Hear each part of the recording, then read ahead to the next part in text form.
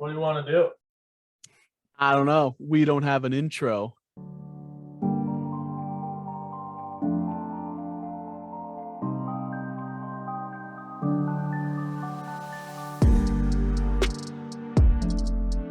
Welcome, everybody, to the Glazier Gamble with Mychal Glazier and Joe Rybold. We got some fresh merch for you here today. Hopefully that'll be available soon. And this is episode 33 of our sports section. Got some good stuff for you. We got a sport that we have yet to talk about in any previous episode. That is just a quick story with underwater basket weaving. Actually close. Tennis.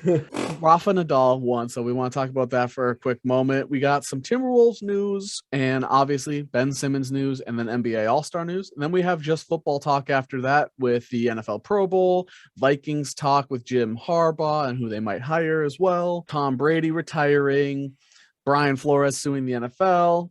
And then we also have some other coaching hirings like Josh McDaniels previewing the Super Bowl and the Washington Commies. So Bengals by 100. Bengals by 69 is that's mine. Tennis. Starting with tennis. Rafa Nadal. I don't know if you ever watched tennis growing up. I mean, I knew there was when we were in high school, there was the big three, right? It was Rafael, Nadal, Federer.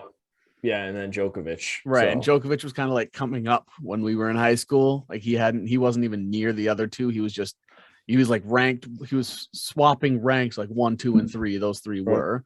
And Djokovic now all of a sudden, I'm pretty sure Novak has been the number one ranked guy for years. He just wasn't allowed at the Australian Open because he wasn't vaccinated. So people are oh, whatever.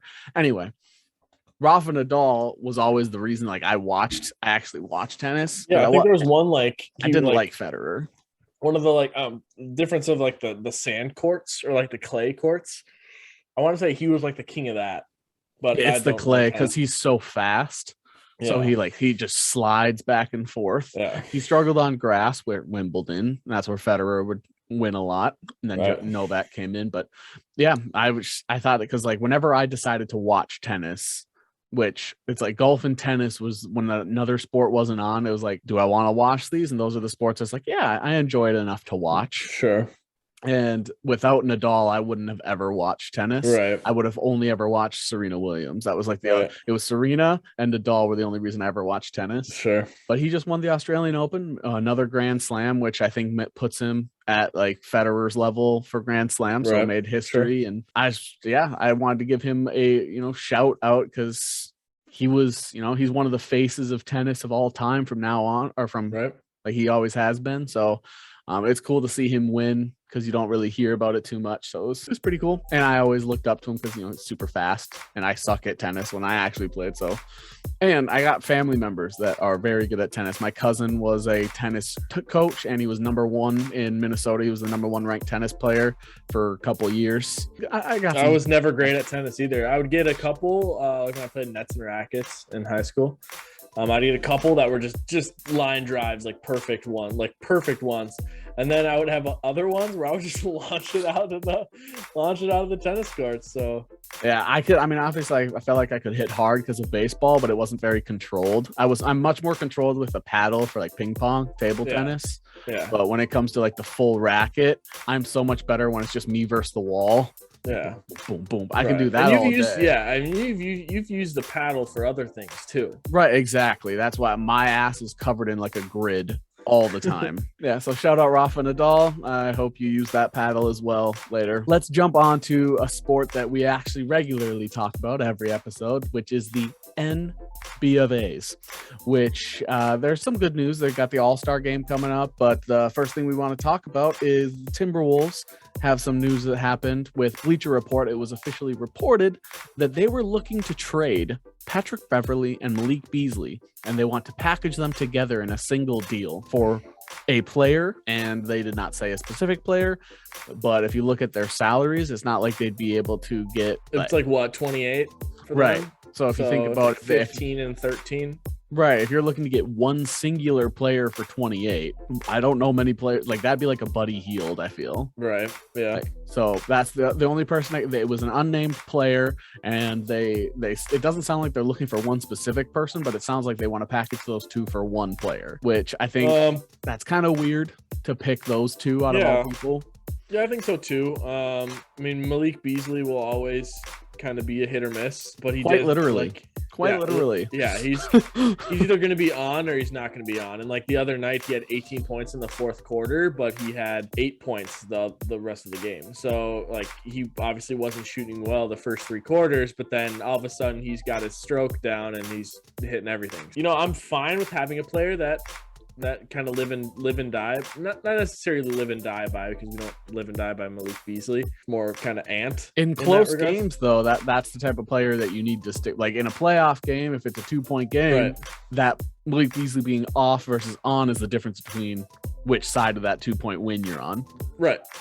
I mean, so many nights he's 6 for 8 or 0 for 5 from 3. Yeah. Like, so like, I mean, one of these cow. times, I mean, that's what I'm saying. Like you're gonna want to count that in a 7-game series, he's gonna have 4 games where he's hot and 3 games where he's not. You know what I mean? So I like him a lot. Oh, I like Malik Beasley a lot too. He's like 24, 25, something like that. But the one I commented on was Pat Bev. He's completely changed the team. Why would you get rid of him? Oh yeah, absolutely. What? And he's back now, and he was hitting all his shots too. So I don't even care if he makes 2 points a game for the rest of the year. He's the reason why this team's turned around. It's his presence in the locker room means so much. Yeah, he's changed Ant's mentality too. Whereas Ricky taught him how to, like, I don't know, Ricky taught him something, right? Like he loved playing with Ricky. Ricky was kind of like the Ricky's veteran. A coach. Ricky's a coach on the court for sure. And so now Pat Bev's kind of like that too. And it's giving Ant the approach where it's like, yeah, I want to make the finals, you know, like I want to be this dominant player, MVP within 5 years. You know what I mean? So I don't know necessarily. I don't necessarily trust the validity of some of these rumors, but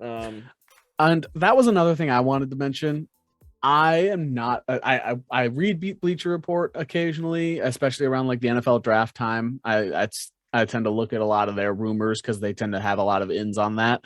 But for the most part, a lot of Bleacher Report stuff I just can't stand. Like I have no issue with them as a company. I have no issue with their reporters or anything. But a lot of the time when I read it, I almost never believe it, or I just hate it. Like 5 trade options for this player, and I almost never like any of the 5. Oh yeah, usually they're all horrible. We did the trade centered around Cat or something. We did that a couple, like one of the early podcasts, and it was like Golden State, and it was like Andrew Wiggins, Heisman, and a first or something like that. And I was like, they would never do this. They would never get Wiggins back for anything. I just oh my god, that's the perfect example. And they just said that based off of, I can't remember the metric, BEM, whatever it is, Jokic is technically the 3rd best player of all time, and we just dumpstered them. Well, they just reported on that, but then using that same metric, you have guys like Andre Kirilenko is better than Akeem Olajuwon with that metric. But they're reporting it as if it's actually that, and I get it. That's for clicks, that's for engagement, right? And it's like it's like a loose, like these ratings, and PFF is similar. It's like a loose representation of how good a player is. And so if like for us, like we can use PFF to talk about Brian O'Neill and how great Brian O'Neill is, but like we also get the stats off of PFF that back that up. That's not necessarily, he's rated 6. Right. And analytics are useful, but when you take them that far, they just become right. And like to say Kirilenko is better than Olajuwon, it should be like Kirilenko is better than Jordan, like to put it fairly, you know what I mean? Agreed. So, 100%. As somebody who watched him in his prime when he was on the Timberwolves, he's like 37. I 100% agree with you there. Are all Caucasian male. That was the White Wolves for sure. Yeah. That was, what was it? Alexei Shved, Andre Kirilenko, Nikola Pekovic, Ricky Rubio, and Kevin Love or something like that. They had an all 5 white lineup, and it just terrible. It was terrible. But to tie it back in, do not trade Patrick Beverly or Malik Beasley unless you can get I think they were a stud, which nobody's going to do that. So they're apparently looking to kind of wait on Pat Bev's extension till the offseason to see if one of these pieces that you could trade him for, and there is some pieces you could trade Pat Bev for throughout the NBA, but if one of those pieces open up in the offseason, then you'd pull that trigger. If not, it's most likely going to be an extension. Yeah, so that's the first set of trade rumors. The second ones revolve around Simmons of Ben. He is somebody we've talked about quite a bit on this podcast, not because we feel like we have to or we have an obsession or anything sort of. He's just, for the last year or so, has been nonstop the player talked about in the NBA. The first thing that was reported was that the Sacramento Kings believe Philly is asking too much and that Ben Simmons is tentatively out. For that, I'm not sure if you meant that they believe Ben Simmons is out for the season or if they are sorry. The Kings are out on Ben Simmons. The Kings are out on Ben Simmons. Yeah. Okay. So they're like, the Philly's asking too much, which, I mean, I believe that. Didn't the Kings want it? I mean, the Kings deal probably worse than the Detroit deal. I think the Detroit deal would have been better for them. You know, Jeremy Grant, Sadiq Bey, Kelly Olynyk, and a first, than Thibault, Harris, and Simmons. Well, we had a Pistons fan comment on our video last week who 100% agreed the Pistons were offering too much and he was glad that the Sixers turned it down. Yeah. Like, when you have people that feel that way, and like we felt the same way, when obviously the Sixers are asking for way too much. Right. And they have way higher expectations. I mean, who thinks that they can get 4 first-round picks and 2 stars for somebody that doesn't average 20 points a game? You're going to get, what, 8, 10, and 10? Probably something like that. I think for a career, Simmons averages in the regular season 16, 11, or 16, 8, and 11, or something along those lines. Like, he's close to averaging a triple double for his career. So he definitely puts up, and he also averages like 1.5 blocks and 2 steals. So he puts up stats, but then if you were to look at his postseason numbers, all of those go down. Sure. So it's he's not nearly what they're asking for. So I think they obviously, the Jeremy Grant trade so far has been like the best one that I've seen. Yeah, I'm not sure why they didn't take that. And let's not forget the Sixers fan who commented earlier this year that it would take some combination of Cat, Ant, and D'Lo, at least 2 of those 3, and 4 first-round picks is a start. That was a Daryl Morey burner account. It had to be. That's so stupid.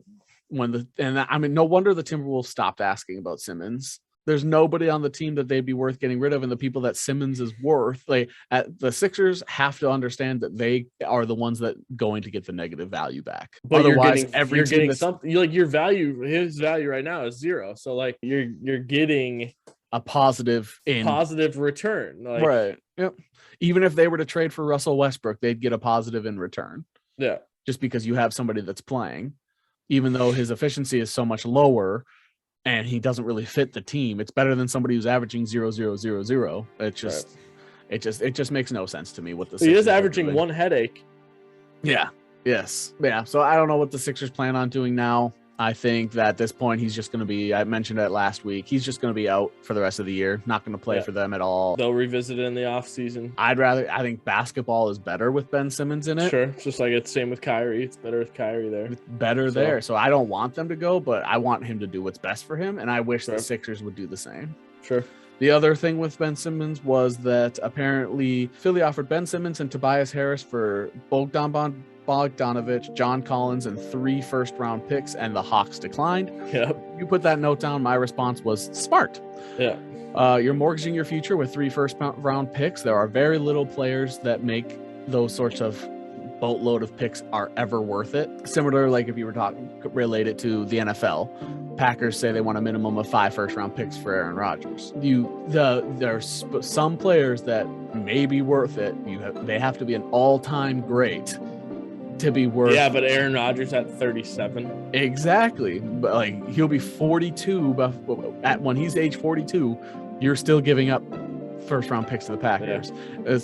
Yes, I know Simmons is young, but I don't think Simmons is in that all-time great worth 3. No, I mean, you're talking picks. Anthony Davis, right? Yeah. 3 first-round pick. John Collins is a first-round pick. Bogdanovich. First-round pick, probably. Late first, I think. And right. So 5 first-round picks. Is he 83%? Well, is he 83% of Anthony Davis? A healthy Anthony Davis? I don't think so. No. I also don't think he's even. I don't think. This is still another example of Philly thinking they're going to get the better end. Atlanta gets Ben Simmons and Tobias Harris. Tobias Harris, in my opinion, is super overrated. That's my own personal opinion. Yeah. No, I think he's very good, but I don't think he's as good as people claim. But Bogdan is a better shooter than both of them. Scorer, yeah. John Collins plays defense, and he's a good scorer. And he's just electric. He fits the Hawks too, yeah. He's perfect for the Hawks. So I know the Hawks are looking on moving him, but I think they're the like, Hawks no, are you smart. know what? Yeah, they're like, you know what? No, he's we can build a team with his talent. So yeah, I think the Hawks got rid of the player that didn't want to be there in Reddish. So the Hawks are fine where they're at. I think the Hawks plan on making free agency moves and building through the draft and keeping their guys happy. I don't think the Hawks are the type of team to make a splash for Ben Simmons. Trae Young has the ball 50% of the time anyway. Right. So Simmons becomes a power forward in their system. He's not a point guard. And that's just a waste to not have Simmons passing the ball. Yeah.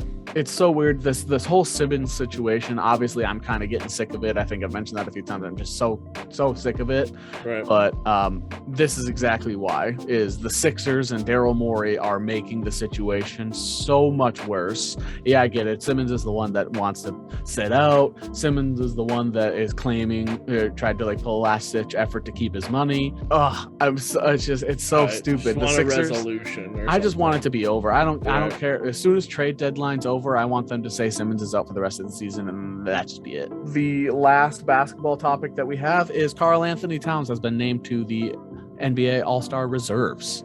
Yep. So that was just announced today as of we're recording on the 3rd of February. I think the Charles Barkley, who is obviously everyone knows who Charles Barkley is, but he's very not necessarily negligent of the Wolves and the Wolves' talent, and I just believe he just doesn't watch them and he doesn't know anything about them. He had Jaren Jackson Jr. as his all-star reserve over Cat when he did his all-star reserves, and that is just straight disrespect. So I do think Jaren Jackson Jr. is super good. Yeah. But I don't think he's better than Cat. Yeah.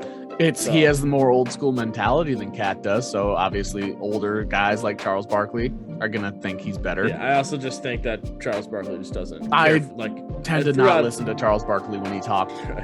I know that's probably disrespectful, but every time I hear about Charles Barkley, it's because he said something stupid or he said something completely outrageous, like a terrible take. When Charles Barkley says that Karl-Anthony Towns shouldn't be a reserve, to me, that just solidifies how much more he should be a reserve. Sure.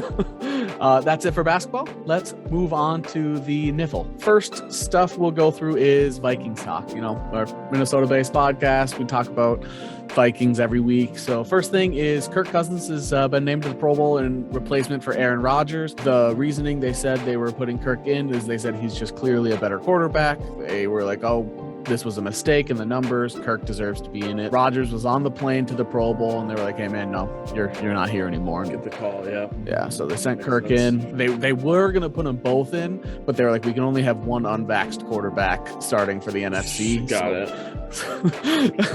That makes sense. But yeah, so Kirk's in for Aaron Rodgers because Aaron Rodgers hasn't played in the Pro Bowl for 10 years now. He just doesn't go there, which is fine. I agree. I think players said they get paid something it's like $10,000 to go to the Pro Bowl or something like that. Right. They don't really get incentives. And I can't remember. I think it was Chad Greenway. Chad Greenway said if they gave us something like $100,000 for name to the Pro Bowl and then took it out of the fans' hands, players would start caring about it. And then if you gave the winning team a bonus. Yeah. I mean, I feel like a lot of people would do it if they're for their charities too. Most of the time it's for charity. You gave the players $100,000. NBA All-Star game is for. It's for charity. Right. But they still don't try. They try at the end. I've seen LeBron go back and forth. The last, if it's close in the last couple 2 minutes or whatever, they're trying. Right. They're trying. But when they score 200 points, I don't care how hard you try at the end. You're not trying. They ended the last once the fourth quarter hits, it's whoever is up by 24 or something, whoever can score the next 24 points or something. Yeah, they changed it so that the first 3 quarters don't matter. But yeah, I wish they would do something like that with football, because money talks even to wealthy people. And a lot of these guys are millionaires. A millionaire still looks at $10,000 and goes, I'll take $10,000. If you So gave would these I. guys, I would probably do some questionable things for $10,000. If you gave these guys $100,000 and then the winning team $100,000 to a charity or $250,000 to a charity, and then the losing team gets $50,000 to a charity or something like that, these guys are actually going to try. Some of these guys are going to show up. Right. Maybe the Super Bowl, maybe the Pro Bowl MVP gets to choose an additional 50,000. I think money talks. So, but yeah, Kirk Cousins, Pro Bowl. Not surprised that he was one of the next in line. When it comes to statistics, he honestly, you could have argued that he should have been one of the first in there.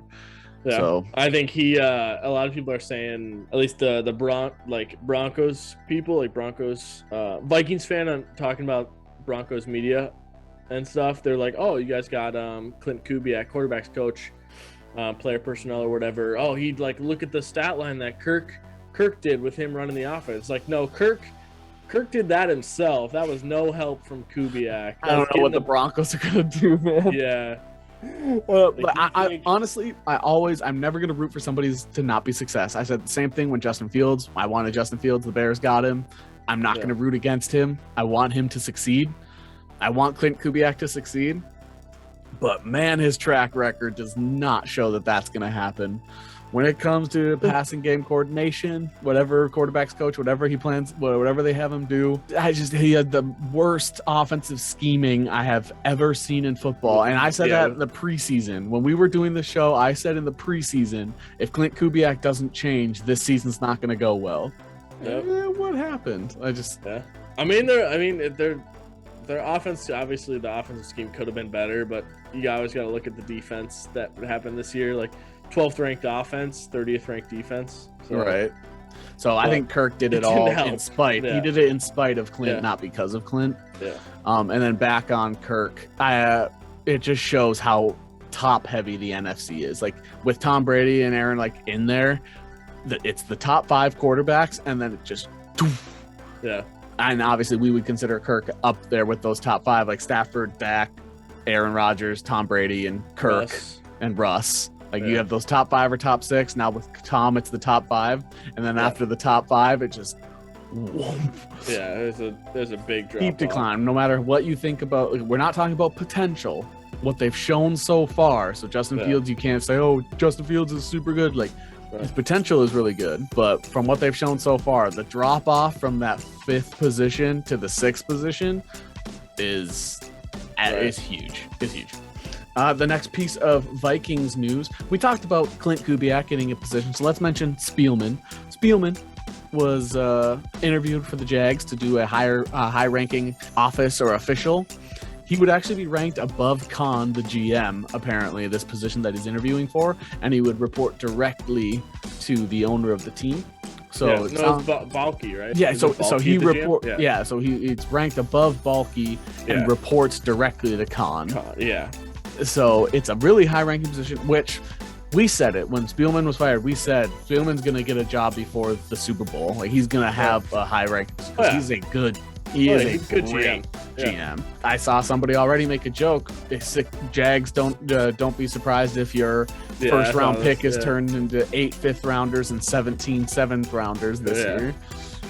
Like that's just what he does. It's not tough, right? Like you got to go into a situation, just immediately fire Balky and then just that's automatically you're going to be liked in the eyes of the Jaguars fans. Balky has yet to make good relationships anywhere he goes. Yeah, Balky is the reason why Harbaugh left the Niners. Which was his best season at 8-8. Yeah, I don't understand how Balky can be there. And it's like, if Balky isn't the problem, it's Khan. But yeah, Spielman, I honestly, if he's the one to turn the Jags around, that would make me so happy. Right. I'm happy for him, happy for the Spielman family, and happy for the Jags, because the as I punish myself already enough being a Vikings fan.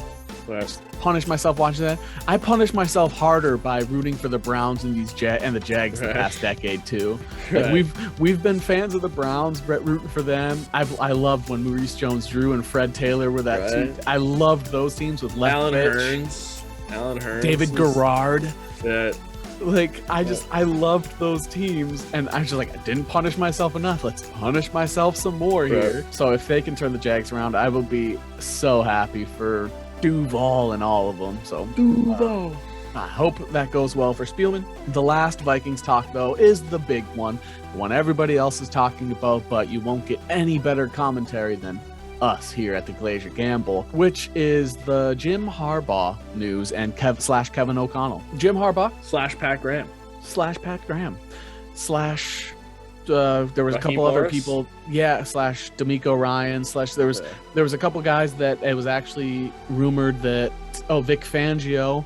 It was Vic Fangio and then Pep something were the guys that Jim Harbaugh was already talking to about bringing to the Vikings, right? Because he thought he was going to get the position, which is the whole thing. Jim Harbaugh came in for an interview on National Signing Day because he was so confident that he was going to get the job with the Vikings that he forgot the National Signing Day and decided to go to the Vikings to do his interview. It didn't go well. So he interviewed with them for 9 hours. He arrived same amount of time Pat Graham did as well. It's kind of like a Minnesota like tradition almost. They take them through all the things, they show them all the things. Well, and I would assume most teams do that. They have a specific restaurant they go to, Manny's, I think. Manny's Steakhouse. Yep. Yeah. It's extremely pricey. Yeah. Yeah. I have always wanted to go there, but I've looked at their menu. I can't. It's a place I can't afford.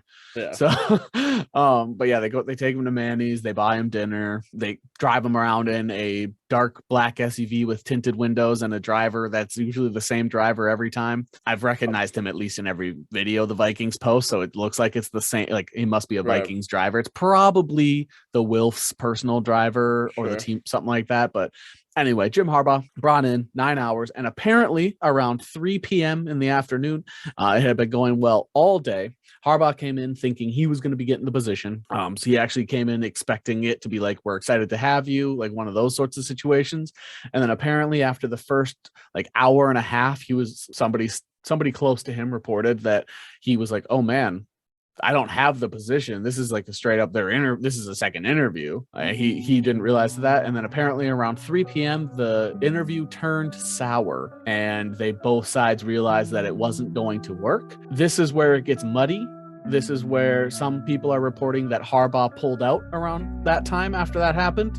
And others are reporting that the Vikings told him they will not be offering the position at that time. Everybody knows that something went wrong around 3 in the afternoon, but it is not being accurately reported which side decided to cancel it. I'm just going to say if that's really the case, both sides mutually determined it. Right. Yeah, I don't think there's any malice or anything. Like Jim Harbaugh say like Questy's a rock star or something like that, and like that's where the relationship came from, was him and Quasi. And the Michigan already commented saying they're elated that Jim Harbaugh will be coming back, that there is a good chance they do give him an extension. However, what they want is they want to bar him from going into the NFL in their contract wording, because they said they don't want to deal with him every year entertaining NFL jobs. Harbaugh came out stating that this will not be an every year thing. He won't be listening to NFL jobs every year, but it doesn't seem like the Michigan brass truly believes him. Sure. So they want to reword his contract to stop him from doing what happened this offseason, which, built up a lot of buzz. A lot of people were excited. I was looking at a survey of 30,000 people, and just about 60% of them said that the Vikings should have hired Jim Harbaugh. I think that's just because Jim Harbaugh makes it so that you are in win now as opposed to a rebuild. Sure. That means you're keeping a lot more of your veterans, that sort of thing, or you're getting rid of more of your veterans, actually. So I think that's just what a lot of people want. They're like, oh, he's won a lot, so if we want to win, we sign Harbaugh. I honestly, when I think about it, I think the Vikings dodged a bullet a little bit. I think Harbaugh would have been good, but he's not the direction that the team was stating they wanted to go. Out of the, say, 4 finalists, if you say Harbaugh, Pat Graham, Raheem Morris, and Kevin O'Connell's really the one that they kind of are the fans, and I guess you could say Vikings brass wanted a young, offensive-minded head coach. If we're being 100% honest, the fans, including us, we didn't know shit about any of these people. Yeah, we don't know any 3 months ago. We don't know any of them. Well, honestly, like we could be like, oh yeah, we've seen what they've done, we've seen what they can do, we know they former players, whatever, but we don't know shit at the end of the day. Right, exactly. And then some people were like, well, Kevin O'Connell doesn't call the plays. So Kevin O'Connell, by the way, now that Harbaugh is out, the Vikings plan on offering Kevin O'Connell the head coaching position. Expect him to be hired the Monday after the Super Bowl or that week. I say give him time to celebrate, but it sounds like he'll be hired immediately after the Super Bowl, or at least offered the position. If he doesn't accept it, boy, that's going to be a whirlwind. But yeah, probably Pat Graham at that point then. But how about Mike McDaniels? Yeah. I'm surprised they never even gave him an interview, but Mike McDaniel will be a coach eventually. What I have heard, though, is that Kevin O'Connell doesn't call plays. That's a big issue. Everybody's like, oh, he doesn't call plays. Why do we want him? And everyone wanted Eric Bieniemy.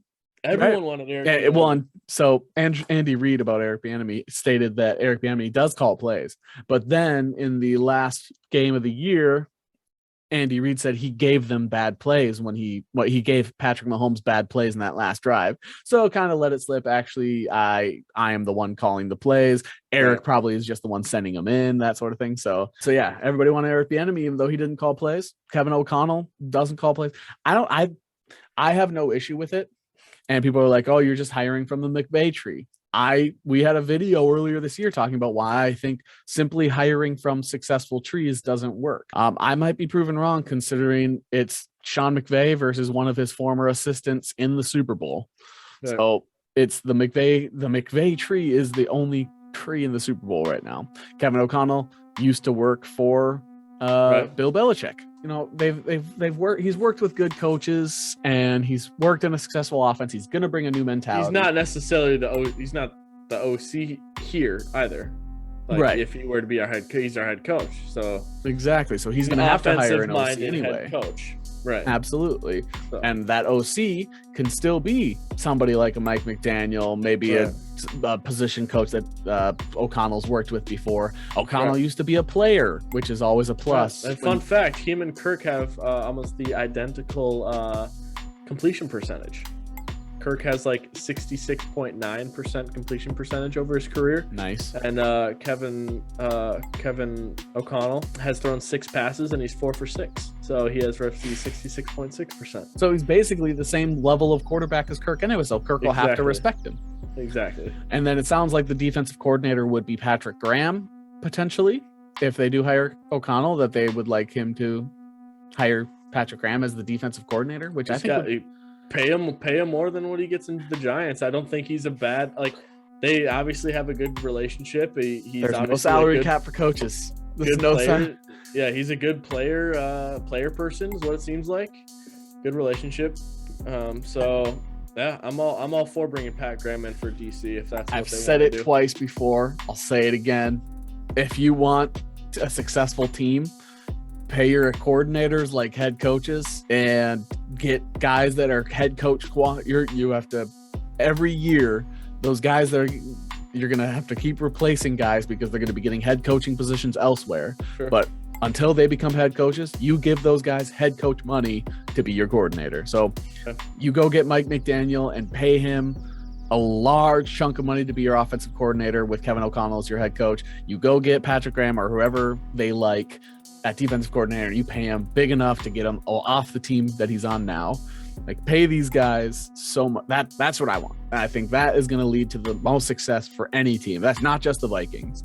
Right. Like, our quarterbacks coach just went to Chicago. Like, the quarterbacks coach for the Vikings, like Andy something, he just went to Chicago to be a quarterbacks coach. So he just side grade, if you will. Probably got more money, though. Probably got paid more. So. Yeah. And he probably doesn't know his future here too, but I mean, get McCardle more money. Like, give these guys Ryan more. Ficken, our special teams coordinator. You're also showing the players and your other staff members and other future potential staff members that you're willing to take care of them. Yeah. But yeah, overall, Jim Harbaugh saga, I think that only time will tell if it was the right decision. We don't know. Like we said, we don't know shit. We just know what they've done in the past. Yep. So Kevin O'Connell looks like the direction of the team that we want. Younger, offensive minded, focus on the strength of the team as opposed to trying to strengthen the worst part of the team. With Kwesi. Background with Kwesi, background with Kirk, background with Sean McVay, background with Bill Belichick, and a guy that I think is young and as a player understands the players like McCardle, you keep McCardle. The players like these other coaches, you keep. So Patterson, Ficken. I think it's eventually preemptively, I'll say it's the right move, but only time will tell, because I thought Zimmer was the right move when we hired him as well. He was up until 2017 or past.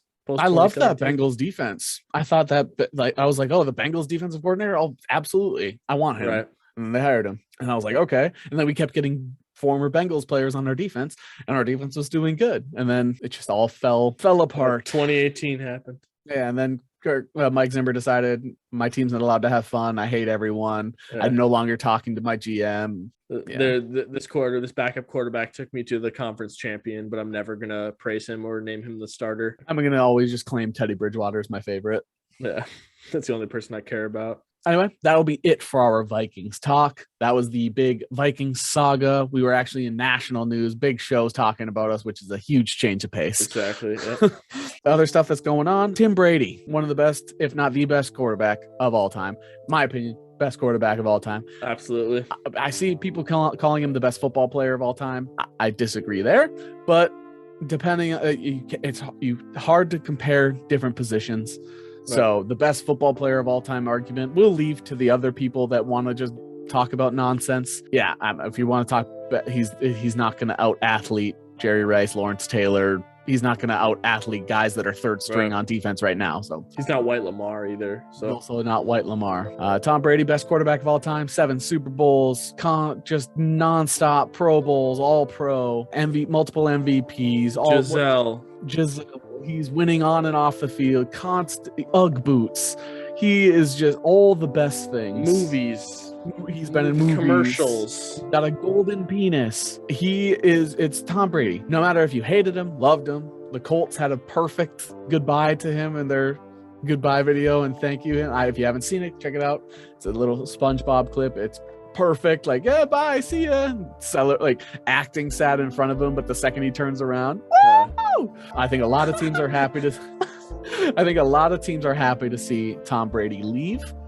If that's the case, that's just the louder your haters are, usually that's the good sign of how good you are. And that's why, LeBron, Tom Brady, all these guys are as good as they are. Yeah, Tom Brady, I'll miss him. I got you a signed picture of him one year because people don't know how much you like Tom Brady.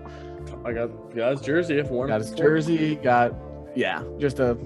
We are Tom Brady fans on this podcast. I will miss him. I do not believe he'll be coming back, and nor do I want to speculate. Mentioned last week, I don't give a shit about that sort of conversation. I don't. Am I going to retire? Am I not going to retire? I don't care. So, Tom Brady gone, amazing. I don't really have too much else to say other than he will be missed. He is incredible. I don't care if you want to say any of his Super Bowls don't count because of cheating. Even without cheating, things he did in the regular season, all that just show how good he is. Tremendous leader. There's so many positive things to say, but it outweighs the negative. You got anything else to add on to Tim Brady? No, you got your little note here. I've been waiting for that. Perhaps the most impressive thing about Tom Brady is for players 40 years or older, he has the second most receiving yards of all time. Yeah. Third is Brett Favre. Yeah. With -4 or -6. -2, actually. Okay, yeah. So -2. But Tim Brady, second behind Jerry Rice. So people are arguing Jerry Rice is a better football player, that whole argument. Tom Brady's right behind him in receiving. What does Jerry Rice's passing stats look like? Exactly. So clearly it's not second. All of that, and yet his greatest accomplishment is he's also the second best receiver of all time that hit it over 40. Exactly. I mean, there's nothing bad to say about him. I got nothing. All right. Well, you hit all the pluses. Well, then let's move on to what the aftermath with Tom Brady retiring in the entire NFL. There are, I actually did the research and looked it up. The next oldest quarterbacks in the entire NFL, now that Roethlisberger and Brady are gone: Aaron Rodgers at age 38, Matt Ryan at age 36, and then Ryan Tannehill Russell Wilson, Matt Stafford, and Kirk Cousins all at age 33. So they Tannehill, Wilson, Stafford, and Cousins are all tied as third oldest quarterbacks in the NFL. Tannehill shocked me. He just doesn't seem that old. I feel like he's been in the league forever, man. I feel that way about Stafford. Like, I'm surprised Stafford's not 36 like Matt Ryan. Right. But like, yeah, Cousins, Stafford, Wilson, and Tannehill are all 33. And then you got Matt Ryan and Aaron Rodgers. I mean, there's like three of those guys. Like, three of those guys are all in the same conversation of like talent. Best quarterback of all time. Yeah. Yeah. You got Tannehill's there too. So I was gonna say Rodgers, Wilson, and Cousins. But yeah, and if you notice, NFC, AFC, NFC. Yeah. So we were talking about how AFC has so much better quarterbacks. Well, part of that is because they're all young and everybody's thinking about their potential as well. All right, you got Mahomes, Josh Allen, Lamar, Justin Herbert, Joe Burrow. Right. Yeah, you got a lot of good young quarterbacks coming up in the AFC, and then all the NFC is just a bunch of old farts trying to make it. But yeah, so now Aaron Rodgers, oldest quarterback in the NFL, most likely going to the AFC this offseason, which would make Matt Ryan the oldest quarterback in the NFC, and that is just a weird thought to me. The reason I brought this up is because think about the generation of football that's leaving, like, because the next generation of quarterbacks after Roethlisberger, Breeze, Rodgers, like the next generation of quarterbacks after that is Ryan Tannehill, Russell Wilson, Matt Stafford, Kirk Cousins. Like, that seems like such a big drop off. Yeah. But yeah, anyway, that's what's left. Those are the old heads left. Here's another thing. Like, where are the quarterbacks that are like 27 to 32? Like, where are those age quarterbacks? Because I feel like all the other ones are like 23, 25. Yeah, 26. Like those were all probably made 27 to 32. So I think Baker Mayfield's even like 26. I don't know. Just a bunch of failure draft picks for a while. Derek Carr might be in that mix. Blake Bortles. I think Derek Carr's 28. Now that you said, or he might be 30. Derek Carr, maybe. Yeah, he's 30. Okay, so he's in that range. So that'd be Teddy Bridgewater for the Broncos. Like, you got Derek Carr, Teddy Bridgewater, Blake Bortles. Those are those guys. Well, not many hits in that like 5-year gap. Nope. No big hits. We mentioned Derek Carr. Las Vegas Raiders hired their new head coach. Definitely not controversial at all. Well loved across the entire NFL. We've talked nothing but glowingly about this guy. Surprised he didn't turn around at the airport. Which, yeah, we mentioned that last week. We wouldn't hire Josh McDaniels no matter what our coach was. Josh McDaniels was hired by the Las Vegas Raiders to be the head coach. And I was watching an interview with him, and every answer he looked down as if he was... And we just believe we're going to push through. Like, I don't think he believes anything that's coming out of his own mouth. I think he is a downgrade from the racist, sexist Gruden. Why would you get rid of Bisaccia? Why? Like, he's getting head coaching offers. You can get a name. We definitely want the name, not the guy our quarterback wants. Yeah. Stupid. And then you can replace him with a new offensive coordinator. I think this Josh McDaniel hire, even if the Josh McDaniel hire works out, he failed at the Broncos. He turned around on the Colts, which ended up being better for the Colts because the Colts have gotten better coaches and GMs since then. People have been talking shit about the Patriots offense, saying they're getting carried by their defense for 4 years now. Like, even Brady's last year on the Patriots, people were saying their offense sucked. You're saying Josh McDaniels is their that offense good? Is not fun to watch, though. No. I agree. Like, and you have Hunter Renfrow, Darren Waller. I don't get it. You signed on a guy who's going to run Josh Jacobs' career into the ground. Not you. I don't think this is a smart hire at all. I think this is a terrible decision. And I will never root for somebody to not be successful. Preemptive expectations here is the Raiders are the team that is the last place in their division next year. I think it will be Chiefs. If the Broncos get Rodgers, Broncos, Chargers, Raiders. And if they don't get Aaron Rodgers, it'll be Chiefs, Chargers, Broncos, Raiders. So one person that the Raiders could have hired over Josh McDaniels was Brian Flores. I feel like, maybe he is a coach that would work over Josh. As if I were coaching a team, or running a team, I would rather have Flores, even though I've heard he didn't get along with GM, players. Brian Flores suing the NFL. Why? Because he believes the Rooney Rule is a problem and that he wasn't hired because he is black. And then there were some other reasons as well, but that is a huge part of it. Big news. I'm sure many have heard it. If not, buckle up. Brian Flores was told by the owners of the Dolphins, they would pay him $100,000 for every game he lost. And they wanted him to tank. And he did not tank, and they did not like that. That was one of the reasons he didn't get along with the GM and owner. One of the discords that we just mentioned, one of the issues, is they didn't get along. Well, they didn't get along because they wanted him to tank, and he didn't want to tank because he had too much pride in winning. Another big issue is there was the whole Bill Belichick text message thread. Right. Bill texted him saying, "Congratulations on the new job with the Giants. I heard that you're their guy." And then he goes, "Thanks, Bill. That's what I want to hear. I don't interview till Thursday, but that's all great news." And then Bill goes, "I fucked up. It's supposed to be Dayball." Yeah. Right. He says, "Well, congratulations. I've heard nothing but good things."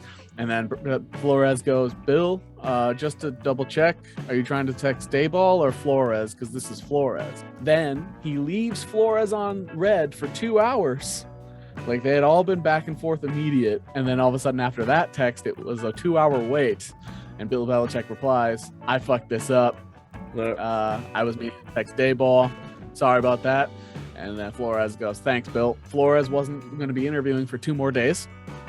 He still had to wait for 2 more days. So the Giants knew who they were going to be hiring already 2 days, but because of the Rooney Rule, they had to interview at least one person of color. So they brought Flores in. However, some of the evidence that's being discussed, because some people are like, well, maybe they knew Dayball was their hire. They just had to follow the rules. Well, since the Rooney Rule's been in play, the Giants have never interviewed a person of color more than once. They've never interviewed more than one person of color. And on average, white people that they've interviewed have gotten between 2 and 5 interviews. And they have interviewed at least 5 to 8 white people. So the Giants, I think they are kind of getting exposed here a little bit. Yes, I think there is a huge issue. There's currently only one black coach in the NFL. That just doesn't make any sense. When baseball has more black coaches than the NFL, sure, it just doesn't make sense. Obviously, I think I've said this on a race topic before. I'm just a white dude, so I don't have as much stance to say. A white dude. I'm just a white dude. So I don't have as much of a voice on these topics, but I think it's ignorant and arrogant of people to say that there's not an issue. I think to say that there is not an issue with NFL coaching right now, that they're just hiring the best guy for the job. They don't want to feel like they have to hire a black person just because they don't want to get in trouble. They should hire who they want to hire. I understand that argument. I understand you hire the best person for the job anyway. But when you're only giving one interview to one person of color, you're not trying. Right? You're really telling me Joe Judge would have been better? Bieniemy wouldn't have been as good as Joe Judge? You're honestly telling me these guys that aren't getting positions wouldn't be better than a lot of these coaches that are getting positions that shouldn't be getting positions? I just think that's just ignorant to say that there's not a problem at all. I'm very happy that the Vikings organization had a lot of diversity with the people they were interviewing. Just off the top of my head, you've got Jim Harbaugh, which I think was just kind of like a that was a personal relationship interview. It was like a last minute thing, kind of, you know what I mean? It wasn't expected. It's just let's bring him in. But unless you listen to the Glacier Gamble, because 2-3 weeks ago I reported it that they potentially would. I said that I have been hearing that Jim Harbaugh's coming in, but I don't give that any weight. Maybe I should have given that a little more weight. Anyway, continue. D'Amico Ryans, Pat Graham, which was Kwesi, whatever, but it's Kwesi himself. Right. Kwesi himself, yeah. D'Amico Ryans, Raheem Morris, Kevin O'Connell, sure. But, four of the candidates, or three of the four final candidates got second interviews, and two of them were of African American descent. So I'm glad the Vikings are not afraid, or they're actually doing their work. Yeah, they're actually giving everybody an equal opportunity. Their equality is actually showing it's being given.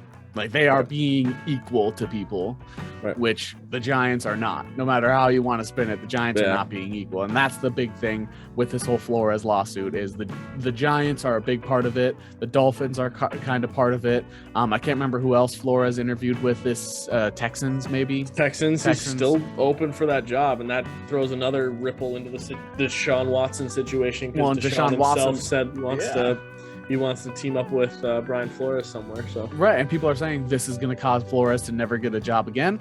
I've heard multiple people say, I've heard from former players say that that's absolutely true. I've heard multiple former players also say that that's not true and that he still will get the job, even if he wins his lawsuit or they settle. I don't think he'll settle, but I think no matter what, he does have a chance to get a job again. If anything, the team that hires him will be applauded for hiring a guy that was willing to stand up for himself. I think the stuff about him not getting along with players is the only concern I have about Flores as a coach. Otherwise, we mentioned it in our Brian Flores video. Feel free to go watch it or go back and listen to it if you're listening on Spotify. We've mentioned it before. Flores turned coal into diamonds. He turned useful players into gems, into valuable people. So he was a great coach, and the fact that he wasn't even given an equal opportunity, I understand why he's this upset.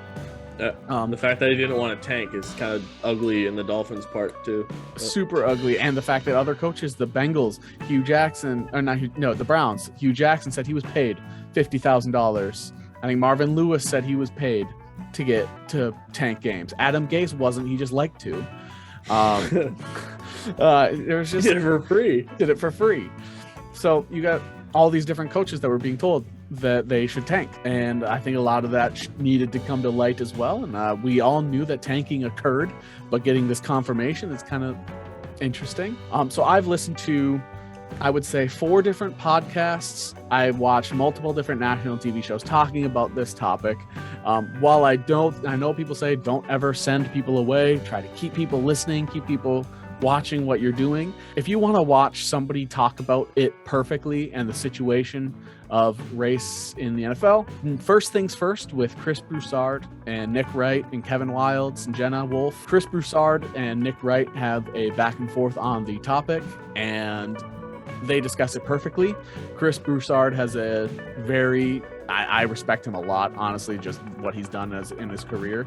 And Chris Broussard takes it from an example that as a white guy I never thought about, and he talks about it's a basis of intellectual racism that black men are always considered not okay for the cerebral roles. For a while, black men couldn't be quarterbacks, they couldn't be offensive centers, they could only be coordinators, not head coaches, and that the goalpost keeps moving, and that all of it stems from white people are smarter. And if I could send you to anywhere, if I told you outside of us, that was kind of the Cliff Notes version, but if I could send you anywhere to listen to this topic outside of us, I recommend First Things First. Listen to Chris Broussard and Nick Wright. They provide good insight. I think it's very educational, but I hope Brian Flores does get a job in the NFL, whether it's coordinator, head coach. I really hope he's not completely blacklisted and removed. Yeah. So I'm glad he's standing up for himself. I think anybody that has the opportunity to should. Yeah, that's all I got on that topic. Do you have anything else to add, or should we move on? Let's move on. Next thing is the Washington Commies. The Washington football team has officially changed their name. We had a video. It's actually one of our most watched videos, if not our most watched video now on our channel, is the Washington football team, in which somebody told us we needed to do our research because we reported that the original names that they wanted to release was owned by a guy in the patent company, by a guy in Las Vegas, purchased those and was holding the team ransom. He said we needed to do our research because that the patent courts ended up removing that. Well, guess what? Out of all those team names that he purchased, the Commanders were not one of them.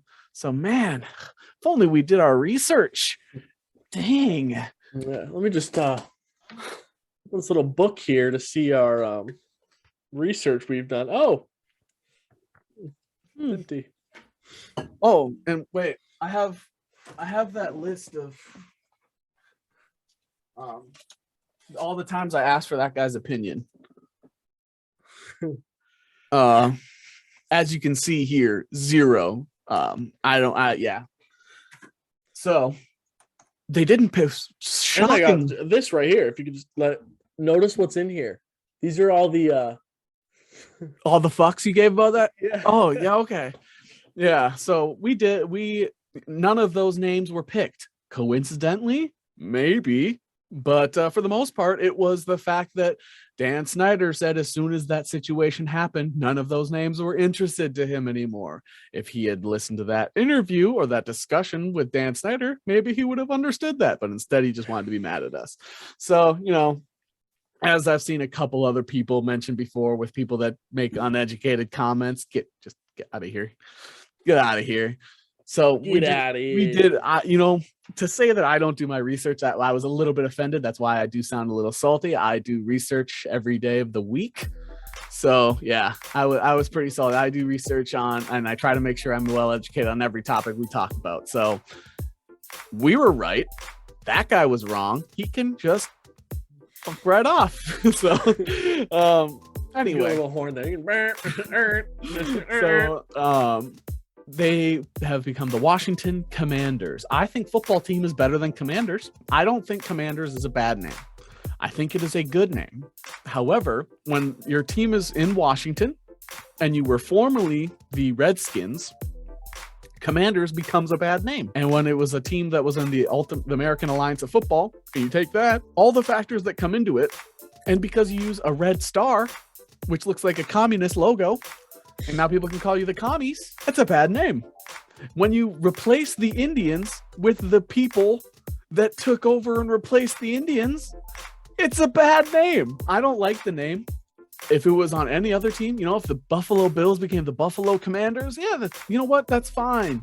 If these teams want to change their name to the Commanders, I think with all the things, everything has context. When you take the context into it, Commanders is a bad name. But Dan Snyder making a bad decision is a pairing better than peanut butter and chocolate. That's just Dan Snyder and making dumb decisions. It's just, yeah, you can rely on it. You can just always. It's just going to happen. Red Hogs, still my number one choice. Yeah, I think Red Hogs would have been my choice too. You'd the opportunity for you to have pig masks in the stadium, even the saw pig masks that are super scary, they still would have fit. Yeah. I don't know, it would have caused some fear into other people. I don't know. I was listening to a local sports podcast that absolutely shit on the name Red Hogs. Just absolutely talked about how much they hated it and said it was the dumbest name of all the choices. I think Warriors and Commanders were and Armada were all the military ones. Well, you couldn't do Armada because you needed an S in the name. Oh, got it. So now we're Commanders. We got all the team. Now you got rid of football team. Now all the teams have an S in them again. Red Hogs and Red Wolves and Red Tails were there for you. And here's the thing. You can even if you do Red Hogs, you can still have the girls will still dress up all slutty in pig costumes too. So there's the thing. You're gonna have men painting themselves pig with huge bellies, not having shirts on, pig noses. I don't know. Brilliant in my opinion. Someone outside selling pig noses to every fan that comes in for $10. Sewage was falling from the ceiling of the football team stadium. Yeah. Pigs would love that. Exactly. Rolling around in their own slop, Yeah, exactly. And so Chase Young earlier this year was being interviewed, and they gave him a list of all the names of the potential football team, what they were thinking about.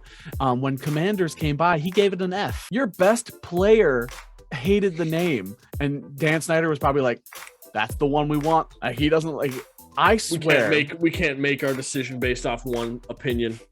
I swear Dan Snyder heard how much everybody loved Red Tails, Red Hogs, Red Wolves. I think he heard everybody loving the Red Wolves and Red Tails, and he saw all the hate for the military names, and he immediately was like, Commanders. Because it was reported before the season started that he had picked a name.